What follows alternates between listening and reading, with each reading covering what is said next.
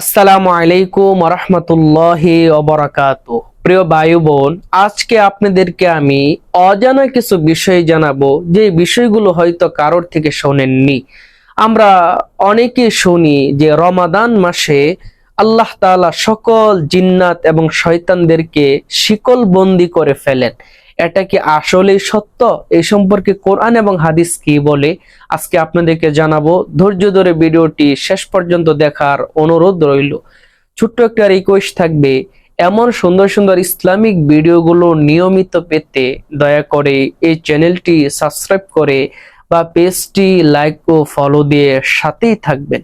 তো প্রিয় ভাই বোন, বিশেষ করে রমাদান আসলে আমরা বিভিন্ন হুজুরদের থেকে বা বিভিন্ন ওয়াজে শুনি যে রমাদান মাসে আল্লাহ তাআলা সকল জিন্নাত এবং শয়তানদেরকে বন্দি করে ফেলেন, বন্দি করে রাখেন। কিন্তু এখন আমাদের অনেকের মনে একটা প্রশ্ন জাগে, শয়তান যদি বন্দি থাকে তারপরেও রমাদান মাসে মানুষ গুনাহ করে কেন? কারণ মানুষকে তো গুনাহ করায় শয়তান। এর একটা সুন্দর জবাব আজকে আপনাদেরকে শোনাবো। প্রিয় ভাই বোন, রমাদান মাসে আল্লাহ তাআলা সকল জিন্নাত, দুষ্ট জিন্নাত এবং শয়তানদেরকে বন্দি করে রাখে, এটা সম্পূর্ণ সত্য। কারণ এটা সরাসরি আল্লাহ রাসূল সাল্লাল্লাহু আলাইহি ওয়াসাল্লামের হাদিসের মধ্যে এসেছে।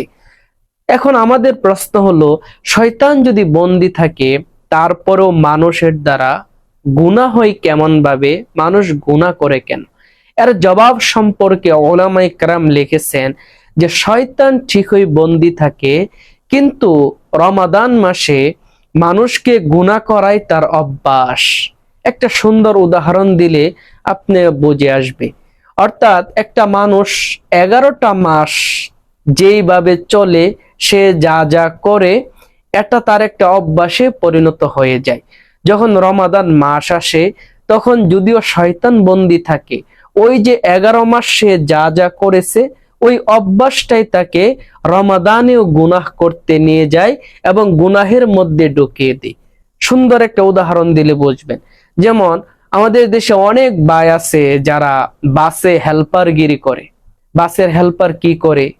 তারা সারাক্ষণ শুধু ডাকতে থাকে, এই ঢাকা, রংপুর, চিটাগাং, সিলেট, এইভাবে শুধু ডাকতে থাকে।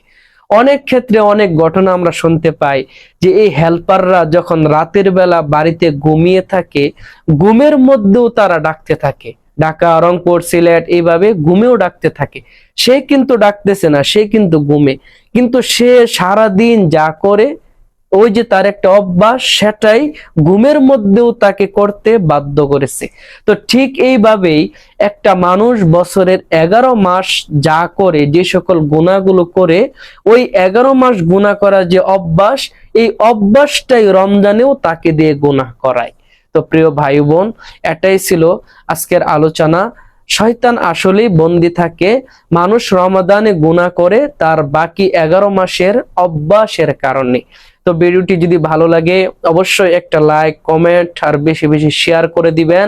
পুরো রমাদান জুড়ে ইসলামিক সুন্দর সুন্দর আলোচনা পেতে দয়া করে এই চ্যানেলটি এখনই সাবস্ক্রাইব করে বা পেজটি লাইক ও ফলো দিয়ে সাথেই থাকবেন।